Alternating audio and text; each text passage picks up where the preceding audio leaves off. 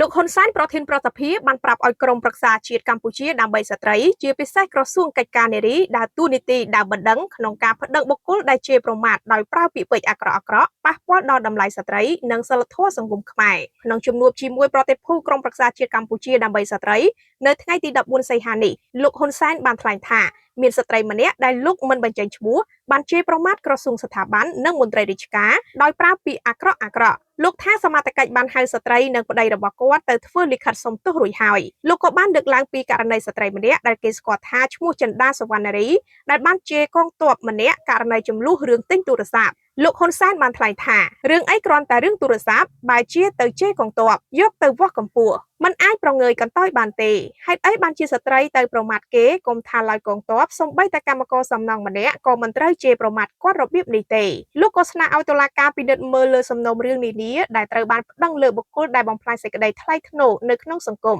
លោកថ្លែងថាចំណាត់ការដើម្បីតម្លៃស្ត្រី